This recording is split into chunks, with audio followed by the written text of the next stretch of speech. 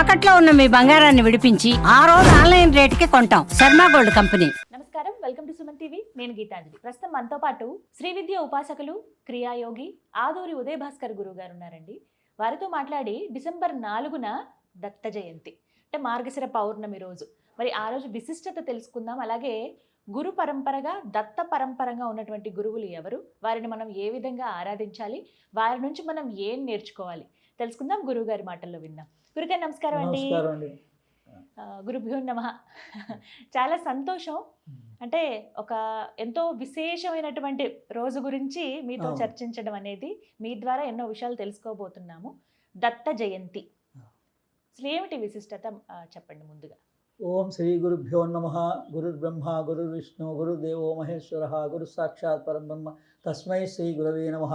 అఖండ మండలాకారం వ్యాప్తమైన చరాచరం యత్పదం దర్శితమైన తస్మై శ్రీ గురవే నమః. ఓం నిర్నామ నిఖిలేశ్వర నిరంజనానంద ఘన త్రిపురా పరమేశ్వర గగన సింధు భైరవ మహావతార్ బాబాజీ శ్రీ చరణౌ నమః. ఇష్టం గురుభ్యో నమః. సచ్చిదానంద గురుభ్యో నమః. అస్మద్ గురుభ్యో నమః.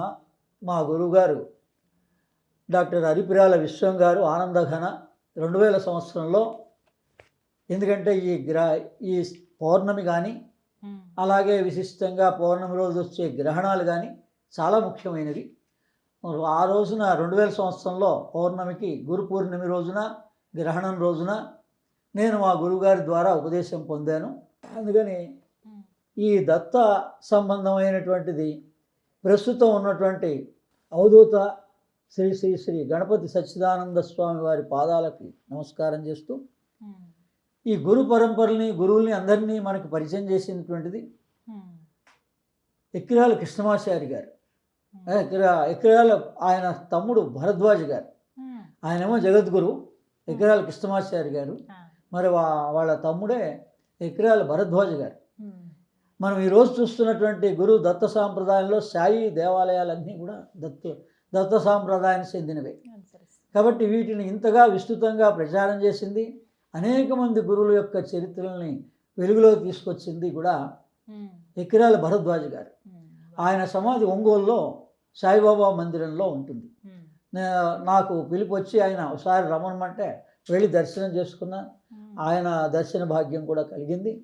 అందుకని వారందరి యొక్క అనుగ్రహం వల్ల మనం ఈ రోజున ఈ దత్తాత్రేయుని యొక్క రహస్యాల్ని, ఎందుకంటే ప్రారంధాలని మన అనేక కష్టాలు, ధన నష్టాలు, అనేక సమస్యలు, శారీరక సమస్యలు, ఇంకా స్పెషల్గా బయటికి ఎవరు చెప్పటంలే కానీ మీరు మీ లొకాలిటీలో మీ స్ట్రీట్లో చూస్తే సైక్రాటికల్ పర్సన్ లేని లొకాలిటీ నాకు కనపడలేదు.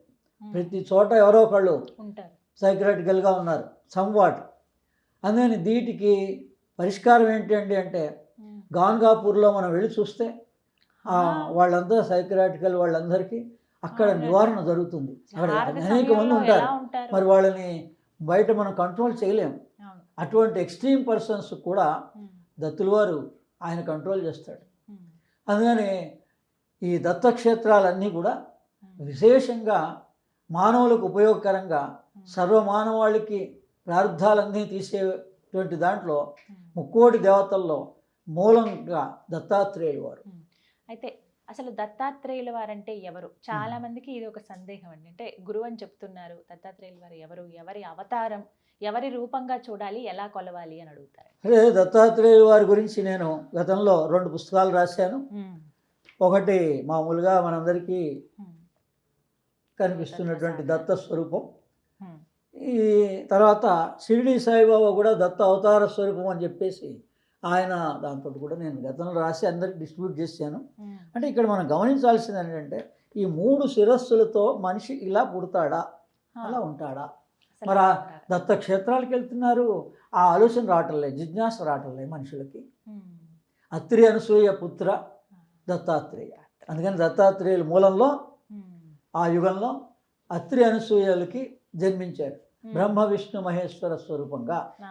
అయితే ఒక్కసారిగా మొదట ఈ 3 తలకాయలతో మొదట ఆవిర్భవించినప్పుడు ఆయనే ప్రార్థన చేసి అత్రికి మహాశైలు, ఇది ఇలా ఉంటే మేము చూడలేము, వేరే వాళ్ళు కూడా చూడలేరు, అందుకని మీరు సామాన్యంగానే మాకు దర్శనం ఇవ్వండి, నేను ఈశ్వరుని ఒక్కరినే ఆరాధన చేశాను, మీరు ముగ్గురు వచ్చేసారు అని చెప్పి అడిగాడు ఆయన. ఆ. అందుకని మరోసారి వాళ్ళకి ఏంటంటే చంద్రుడిగా, ఉమ్. ఈ విష్ణు అంశమేమో దత్తాత్రేయుడిగా, ఉమ్. తర్వాత చంద్రుడుగా, ఉమ్. ఈశ్వరాంశమేమో దూర్వాసుడుగా, ఉమ్. బ్రహ్మాంశమేమో చంద్రుడుగా, అలా ఉమ్. ముగ్గురు జన్మిస్తారు. పుట్టడం జన్మించారు. ఆ. అంతేగాని మనం అనుకుంటున్నట్టుగా 3 తలకాయలతో పుట్టడం, 6 తలకాయలు. చేతులతో పుట్టడం జరగలేదు. ఉమ్. కానీ ఆ సూచన ఏం చేస్తోంది, ఆ. ఈ మూడిటికి నేను మూల పురుషుణ్ణి. ఉమ్. బ్రహ్మ జ్ఞానము, విష్ణు జ్ఞానము, ఈశ్వర జ్ఞానము, సృష్టి స్థితి లయ జ్ఞానం సర్వము నాలోనే ఉంది అని తెలియజేస్తోంది ఆ స్వరూపం. అంటే మనకి మన వరకు వర్తించుకుంటే ఉమ్. ఈ స్థూల దేహంతో అందరూ ఈ సమస్యల వలయంలో కొట్టుమిట్టాడుతూ అంతే కదా. ధ్యానం చేస్తున్నాం అంటున్నారు, మళ్ళీ మనసు కాన్సన్ట్రేషన్ కుదరటలేదండి ఆ. అంటున్నారు. మాకు నమ్మకం ఉంది అంటే అంటున్నారు, మొదట కష్టం తీరితే ఒక రకంగా, తీరిన తర్వాత ఒక రకంగా, బాగోలే. కంటిన్యూషన్ మాత్రం ఎవరికీ సాధనలో లేదు. అవును. తర్వాత జిజ్ఞాసా పరులు చాలా తక్కువ. ఉమ్. అదని మొట్టమొదటి మనం ఏంటంటే ఈ గురు సాంప్రదాయంలో ఈ బహిర్యాగంలో గణపతి ప్రధానం. ఉమ్. అందుకే గణపతి సచ్చిదానంద దత్త అవతార స్వరూపం అని మాట ఎందుకు వచ్చింది మరి? ఉమ్. మరి ఆ మహానుభావులను ఎందుకు మరి స్మరించాలి? ఆ. గణపతి. గణపతి. అదే మొట్టమొదటిగా మనకి గణపతి, ఉమ్. తర్వాత నారాయణుడు అంతర్యాగంలో. ఉమ్. రహోయాగంకి వచ్చేటప్పటికల్లా సుబ్రహ్మణ్య స్వామి ఉమ్. జ్యోతి స్వరూపం. ఉమ్. మరి సుబ్రహ్మణ్య స్వామి జ్యోతి అంటున్నాం కదా, అవును. అంటే అర్థం ఏంటి? రహోయాగం. ఉమ్. మొత్తం 4 యాగాలు ఉంటాయండి. శ్రీ విద్యా ప్రకారమైంది. ఉమ్. శ్రీ విద్యకి మూల పురుషుడు దత్తాత్రేయులు వారు. ఉమ్. శ్రీ విద్యకి విద్యకి మూల పురుషుడు దత్తాత్రేయులు వారు. షోడశి ప్రధానం చేసేటువంటి గురువు ఆ. దత్త సాంప్రదాయమైన గురువు. ఉమ్. అందుకని ఆయన మొట్టమొదటి బహిర్యాగాన్ని గణపతి ద్వారా స్వీకరించు అని చెప్తాడు. ఉమ్. గణపతి ఆరాధన చెయ్యని చెప్తాడు. ఉమ్. అందుకని బహిర్యాగంలో మొదట గణపతిని ఆరాధన చేయాలి మనం. ఉమ్. దాని తర్వాత నారాయణుడు. ఆయన నారాయణ అంశం కదా. ఆ. నారాయణ అంటే జలం. జలం ప్రధానం మనిషికి. ఉమ్. అంటే అది బ్లడ్. మన మనిషిలో ఉండేటువంటి రక్తమే జలతత్వం సంబంధించింది. ఉమ్. బ్లడ్ సరిగ్గా లేకపోతే మనకి అనారోగ్యమే. అంతే కదా. అందుకని నారాయణ తత్వం ఎలా ఉందండి మీకు? మరి డాక్టర్లకి ముందే తెలుస్తుంది, సైంటిస్టులకి. ఉమ్. అదే మనలో ఉండే జలతత్వం నారాయణుడు. ఉమ్. స్వాధిష్టాన చక్రం. ఉమ్. మూలాధార చక్రానికి గణపతి, ఉమ్. స్వాధిష్టాన చక్రానికి నారాయణుడు, ఉమ్. తర్వాత మణిపూర చక్రం. ఈ మణిపూర చక్రానికి ఉమ్. సుబ్రహ్మణ్య స్వామి. ఉమ్. అందుకని ఈ దత్తాత్రేయులు వారు సుబ్రహ్మణ్య స్వామికి అవధూత గీత బోధించారు. ఓ. మనకి ఈ భగవద్గీతే స్ఫూర్తిగా తెలవటం లేదు. ఉమ్. భగవద్గీత తెలిసిన వాళ్ళకి ఇంకా చాలా గీతలు ఉన్నాయి. ఉత్తర గీత ఉంది. ఉమ్. అలా ఈ దత్త అవధూత గీత, ఉమ్. అందులో మొట్టమొదటి శ్లోకం ఈ అద్వైతం అనేటువంటిది ఈశ్వరుడి ద్వారా మనకి సంప్రాప్తిస్తుంది, ఈశ్వర అని చెప్పేసి ఆ శ్లోకం ఉంటుంది అవధూత గీతలో. మొట్టమొదటి శ్లోకం అన్నమాట. ఉమ్. మరి మనకి అద్వైత తత్వం అనేటువంటిది ఈశ్వరానుగ్రహదేవా పుంసాం అద్వైత వాసన. ఉమ్. ఈశ్వరానుగ్రహదేవా పుంసాం అద్వైత వాసన అవధూత గీతలో. ఇది సుబ్రహ్మణ్య స్వామికి స్వయంగా దత్తాత్రేయులు వారు ఉపదేశించినటువంటిది. ఉమ్. అలాగే పరశురాముడికి మనం ఇప్పుడు శ్రీ విద్య అన్నాం. అమ్మవారిని ఎలా ఉపవాసం చేయాలి, అమ్మవారిని ఏ మంత్రంతో చేయాలి, ఎలా చేయాలి అన్న రహస్యాలన్నీ త్రిపురా రహస్యం. ఓ. త్రిపుర రహస్యాన్ని పరశురాముల వారికి బోధించాడు, ఉమ్. ఉపదేశించాడు దత్తాత్రేయులు వారు. ఓ. అందులో ఏముంది? ఓంతో స్టార్ట్ అవుతుంది, హ్రీంతో ఎండ్ అవుతుంది. ఉమ్. త్రిపుర రహస్యం పూర్తవుతుంది. ఉమ్. అందులో మంత్రం ఏముంది? ఓం నమ త్రిపుర సుందరే. ఉమ్. అదే మంత్రం. ఏ ఖడ్గమాల్లో మంత్రం ఇచ్చిందో అమ్మవారు ఉమ్. వశిన్యాది వాగ్దేవతల ఆ, ద్వారా అందులో ఉంటుందండి. ఇదే మంత్రాన్ని ఉమ్. దత్తాత్రేయులు వారు ప్రామాణికంగా పరశురాముల వారికి ఉపదేశించారు. ఉమ్. అందుకని అమ్మవారిని ఎలా ఉపాసన చేయాలి అన్నది దత్తాత్రేయులు వారు చెప్తారు. ఉమ్. అనఘా సమేత అనఘస్వామియే నమః. ఆ. అంటే అందులో 2-3 విశేషమైన రహస్య నామాలు ఉంటాయి. ఉమ్. ఓం నమో భగవతే కార్తవీర్యార్జునాయ నమః. ఉమ్. ఎవరైతే ధనం కోల్పోయారో, ఉమ్. ధనపరమైన సమస్యలు ఉన్నాయో, ఇటువంటి సమస్యలన్నిటికీ కూడా పరిష్కారం అయ్యేటువంటి మంత్రాన్ని దత్తాత్రేయుల వారు ఉమ్. ఓం నమో భగవతే కార్తవీర్యార్జునాయ నమః. ఉమ్. కార్తవీర్యార్జునాయుడు దత్తాత్రేయుల వారు శిష్యుడు. ఓ. అందుకని ఆయనకి ఉపదేశించిన ఆ నామం మనకి పనిచేస్తుంది. ఉమ్. ఇది దత్త భాగవతం అని మొట్టమొదట్లో మనకి ఉమ్, టెంబై స్వామి ఏమో మరాఠీలో రాశారు. ఉమ్, మనకి తెలుగులో ఈయన చందోలు రాఘవనారాయణ శాస్త్రి గారు ఉమ్, దత్త భాగవతం అని 1000 పేజీల్లో రాశారు ఉమ్, మూలంలో. ఉమ్, అందులో వేదశర్మకి ఉమ్, సప్త బీజాక్షర మంత్రాన్ని చాలా అత్యంత కష్టాల్లో ఉంటే ఆయనకు ఉపదేశించారు దత్తాత్రేయులు వారు సాధు స్వరూపంగా వచ్చి. ఉమ్, సప్త బీజాక్షర అని ఉంటుంది అంతే, అందులో ఉమ్, ఇంకా వేరే ఉండదు. బీజాక్షరం. 3వ అధ్యాయం 3వ అంశం ఉమ్, 5వ అధ్యాయంలో ఉంటుంది ఉమ్, సప్త బీజాక్షర. దాన్ని మా గురువుగారు అరిపురాల విశ్వం గారికి దత్తాత్రేయులు ప్రత్యక్షమై ఉమ్, చాలా కాలం క్రితమే 30 సంవత్సరాల క్రితం గిరినారులో ప్రత్యక్షమై ఓ, ఈ మంత్రాన్ని దత్త మాలా మంత్రాన్ని కూడా ఇచ్చారు. ఉహుం, అంటే సప్త బీజాక్షరాలతో మాలా మంత్రం ఉంటుంది. ఇంకా ఉపదేశంగా తీసుకోవాలి, అవి ఉమ్, ఒక గురు ద్వారా తీసుకోవాలి. ఉమ్, సరే, మామూలుగా అందరూ కూడా ద్రామ్ అనే బీజాన్ని మాత్రం పలకచ్చు. ద్రామ్. ద్రామ్ ఇది ఉపదేశం ఉన్నటువంటి వాళ్ళు ఉమ్, నా ద్వారా చాలామందికి ఉపదేశం ఇచ్చాను నేను. ఓ, అలా ఏ ఉపదేశమైనా గాయత్రి కావచ్చు, పంచాక్షరి కావచ్చు, ఏదైనా ఉపదేశం పొందిన వాళ్ళంతా ఉమ్, ఈ సప్తబీజాక్షరి మంత్రాన్ని కూడా స్వీకరించవచ్చు. ఉమ్, ఇప్పుడు మీరు కూడా స్వయంగా నా ద్వారా బాలామంత్రాన్ని ఉపదేశం తీసుకున్నారు కాబట్టి ఆ, అవును. మీకు నేను ఉపదేశం చేయొచ్చు ఆహా, టీవీ మాధ్యమంగా. ఆ, మహోం మహోం ఓం హ్రీం ఓం, మహోం మహోం ఓం హ్రీం ఓం, ఉమ్, మహోం మహోం ఓం హ్రీం హ్రీం ఓం. ఓం. అనఘా సమేత అనఘస్వామి అని, అనఘుడు అనఘ, ఉమ్, అనఘా సమేత అమ్మవారేమో లక్ష్మీదేవి, అనఘస్వామి. ఉమ్, ఈయనేమో నారాయణ అంశం, ఉమ్, లక్ష్మీనారాయణలే. ఉమ్, అందుకని అనఘుడు ఎవరు? మహోం మహోం. మహోం మహోం. అనఘ ఎవరు? లక్ష్మీదేవి, అమ్మవారు. ప్రాణమే. ఉమ్, ఓం హ్రీం ఓం హృదయంలో ఉండేటువంటి లక్ష్మీ స్వరూపమే. మహోం మహోం ఓం హ్రీం. అందుకని భగవంతుడిని మనం ఎక్కడ ధ్యానించాలండి అని అడిగితే ఉమ్, చాలామందికి ఉమ్, హనుమంతుల వారే చూపించారు లోకానికి, ఉమ్, రాముణ్ణి నేను సీతారాముణ్ణి హృదయంలో దర్శించాను అని. అందుకని మీరు ఎప్పుడు కూడా చక్రాలని, 3 చక్రాలని శుద్ధి చేసుకుంటూ వెళ్ళాలి అని అంటే 30 సంవత్సరాలు పడుతుంది. మూలాధారము, స్వాధిష్టానం, మణిపురాన్ని అలా, అలా. మీరు సంపూర్ణంగా శుద్ధి చేసుకోవాలంటే ఒక్కొక్క చక్రం 10 సంవత్సరాలు పడుతుంది. ఉమ్, అందుకని సులభమైన పద్ధతి ఏంటంటే గురు ద్వారా ఒక ఉపదేశం పొంది ఓ మంత్రాన్ని భావిస్తూ హృదయంలో భావించడం.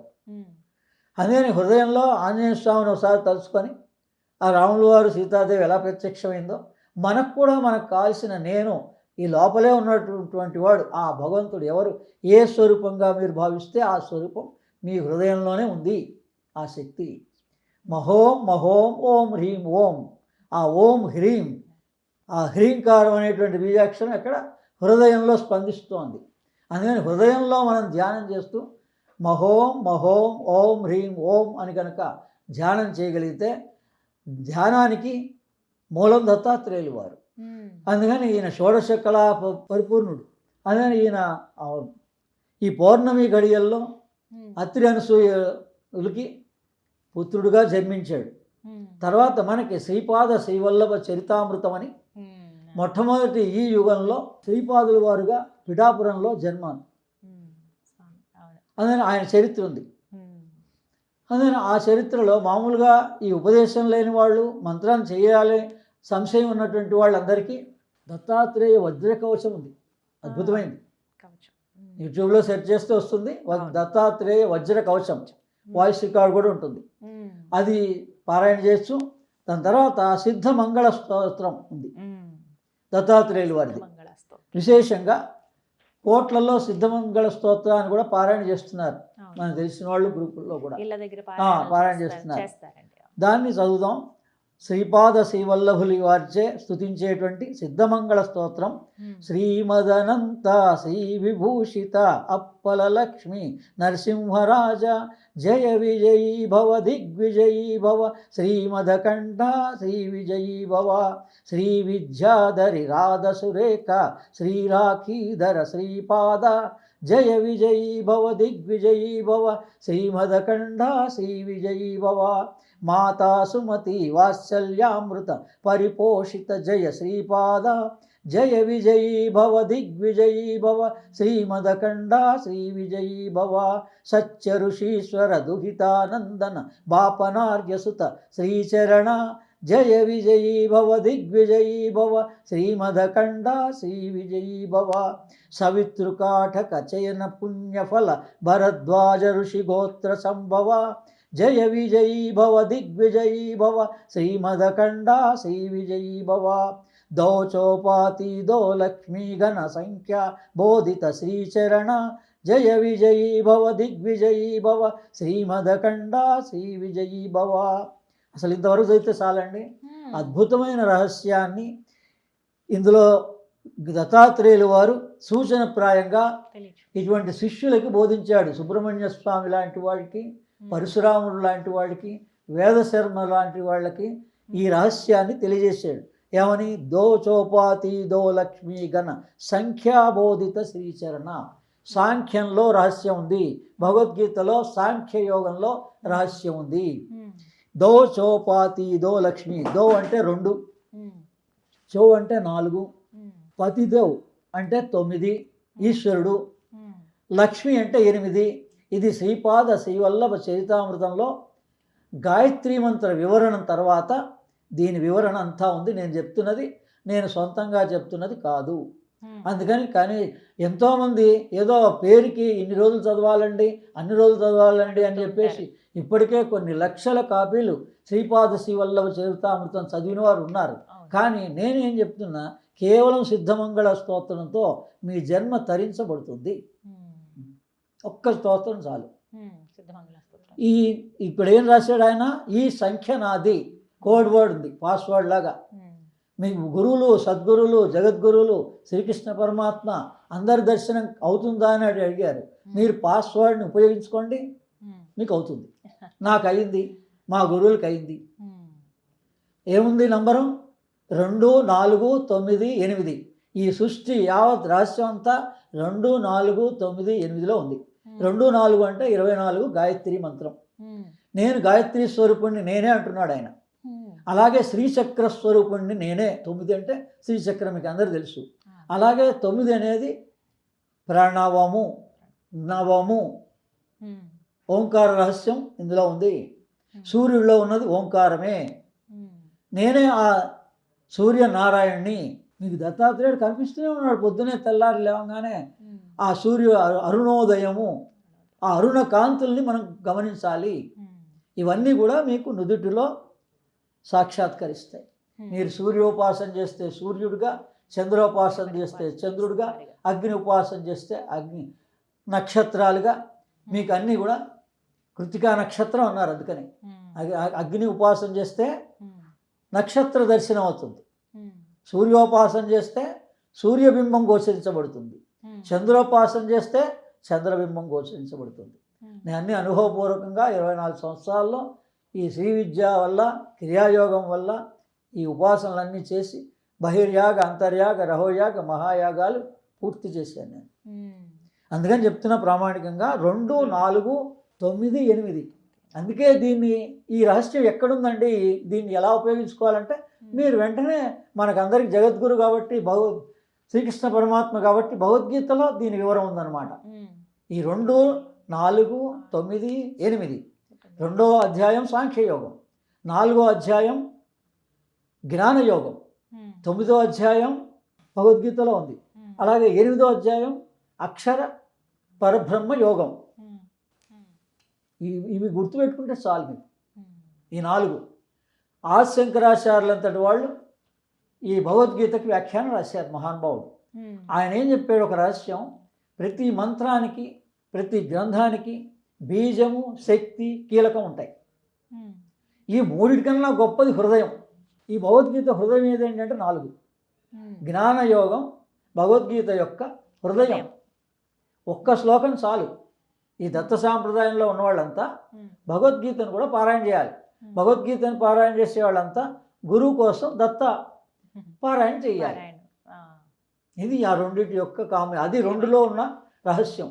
ఈ దో చోపాతి అన్నాడు కదా, ఈ 2 యొక్క రహస్యం ఏంటి? దత్త సాంప్రదాయంలో ఉన్న వాళ్ళంతా భగవద్గీతను చదవండి. భగవద్గీతను చదువుతున్న వాళ్ళంతా గురువు కోసం మీరు ఎక్కడ ఎతక్కర్లే. ఈ దత్తమంగళ స్తోత్రం కానీ ఏదో మంత్రం కానీ చదువుతూ ఉంటే మీకే గురువు ఎత్తుక్కుంటూ వస్తాడు మీ దగ్గరికి. అంటే చూపిస్తాడు స్వప్నంలో మీకు ఎవరు సరైన గురువు. అందుకని స్వప్నంలో చూపించింది 100% కరెక్ట్. బయట మనం ప్రయత్నం చేసి వాళ్ళ నిజంగానే గురువు అంటాం, తర్వాత మన పనులు జరగకపోతే ఆ గురువుకి ఏమీ తెలవలేదు అంటాం. అది కాదు. అందుకని ఈ 2, 4, 9, 8లో విశేష రహస్యాలు ఉన్నాయి.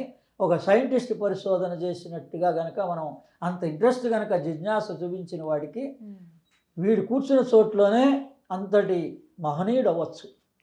కావలసినంత ఐశ్వర్యం వస్తుంది, సమస్యలు తీరుతాయి, అన్నీ అవుతాయి. సిద్ధమంగళ స్తోత్రం.